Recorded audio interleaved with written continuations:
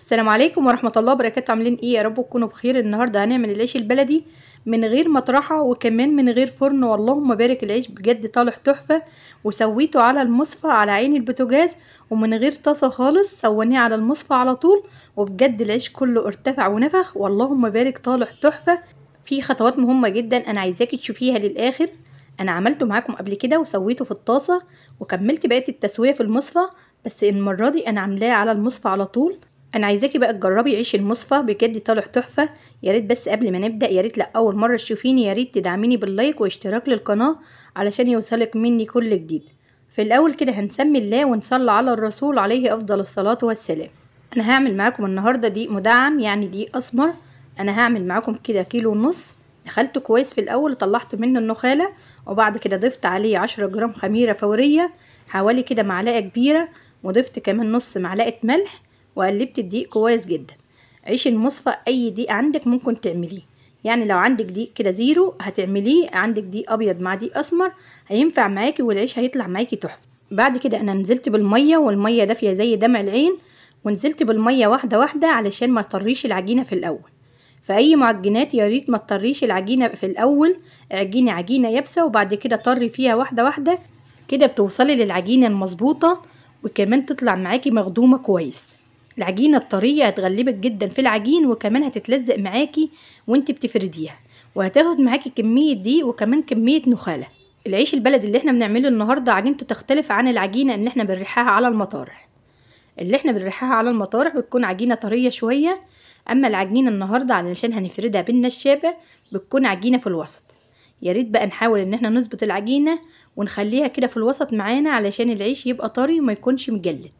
في الاول كده انا نزلت بالميه واحده واحده لحد ما الدقيق اختفى، وبعد كده عجنت العجينه على اليابس، وكل بقى ما احتاجت معايا ميه نزلت بالميه واحده واحده ولتيت العجينه لحد ما نعمت تحت ايدي، وكمان كان ليها عرق جامد. بعد بقى ما تظبطي العجينه استحاله ان الرغيف ما يرتفعش معاكي على تسويه المصفى. تسويه المصفى تحفه جدا واحلى من الفرن بكتير. وكمان لو ما عندكش فرن ولا عندك مطارح هتقدري تعملي العيش البلدي في البيت، ولو قاعده في اي مكان في مصر ولا بره مصر هتعملي العيش البلدي وهيبقى معاكي تحفه على عين البوتاجاز. اللهم بارك. العجينه كده اتخدمت وفيها تلزيق كده على بسيط، وفي نفس الوقت يعني عجينه مش طريه جامد بتتلزق، هي فيها تلزيق على بسيط علشان العيش يبقى طري بعد السوا. اعجني العجينه زي ما انا عجنتها كده واتفرجي على العيش في الاخر. انا هقوم بقى اقطعها على طول. جبت كده طبق فيه شويه نخاله وطبق فيه شويه دقيق. في الاول هرش بالصواني اللي انا هقطع فيها بالنخاله. لو ما عندكش نخاله ممكن تشتغلي بدقيق، بس العيش هيبقى معاكي زي العيش الشامي، يعني مش هيبقى زي العيش البلدي اللي انا بعمله. بس لو ما فيش نخاله مفيش اي مشاكل خالص، دي هينفع معاكي ودي هينفع معاكي. هنقطع بقى العجينه ونعمل حجم القطعه كده اكبر من الليمونه الوسط، وعلى حسب ما انت عايزه حجم الرغيف. انا النهارده هكبرها شويه معاكم، يعني انا كنت بعملها كده 60 جرام، المره دي انا هعمله 100 جرام. القطعه كده هتبقى معايا 100 جرام على الميزان. لو ما فيش ميزان يبقى نعملها كده بالنظر ونظبط القطع علشان حجم الرغيف يبقى مظبوط معانا في الاخر.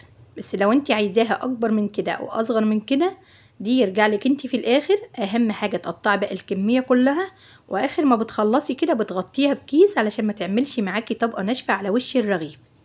هقطع بقى معاكم الكميه كلها.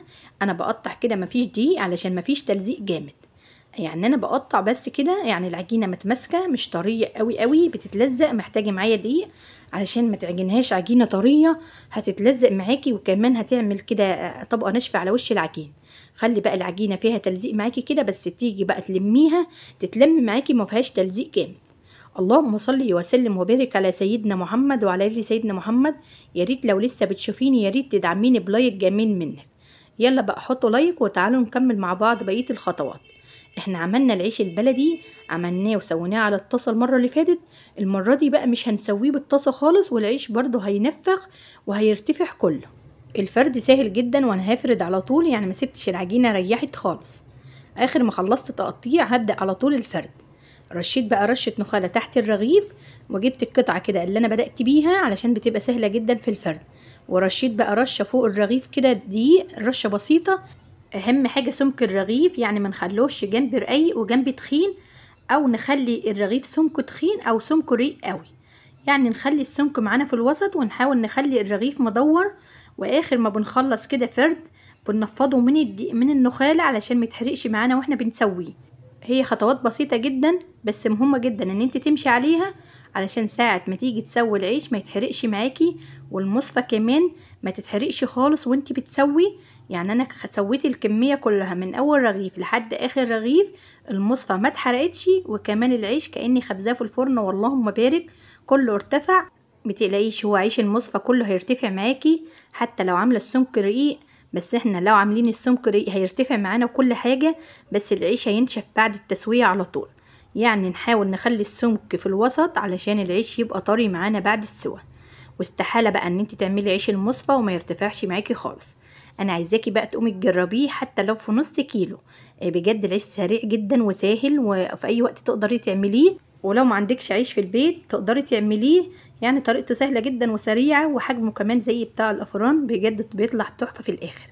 اهم حاجة بس تمشي على نفس خطوات العجين علشان العيش كله يرتفع معاكي، وكمان ما يغلبكش خالص وانتي بتفرديه، وساعة ما تيجي تشيليه بعد الخمر ما يلزقش معاكي على الفرشة او يلزق في ايديكي، وتيجي تنزليه كده على المصفى يطلع معاكي مظبوط.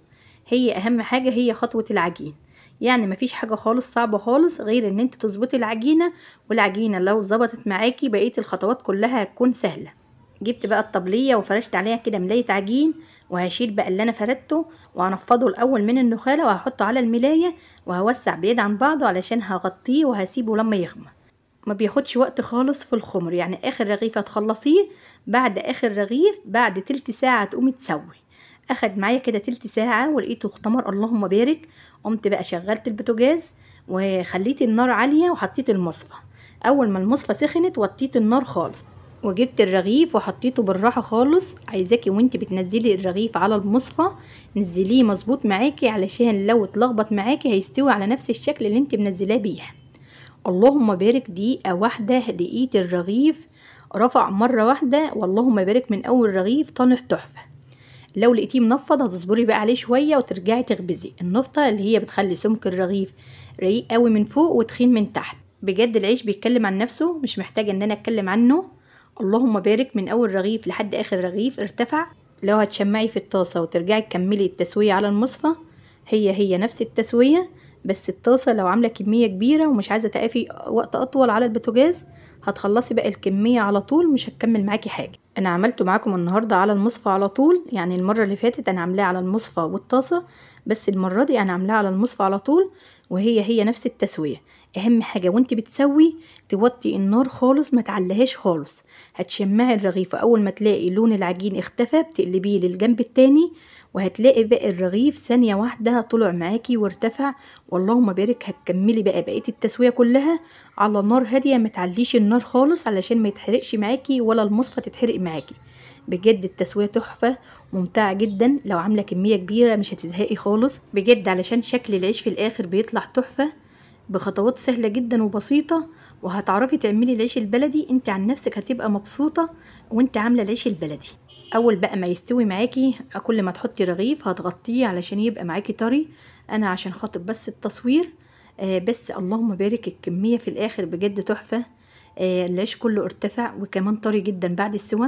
اتمنى بقى ان يكون شرحي بسيط، واتمنى ان انت تعملي بلايك واشتراك للقناة، واستنيني في فيديو جديد. السلام عليكم ورحمة الله وبركاته.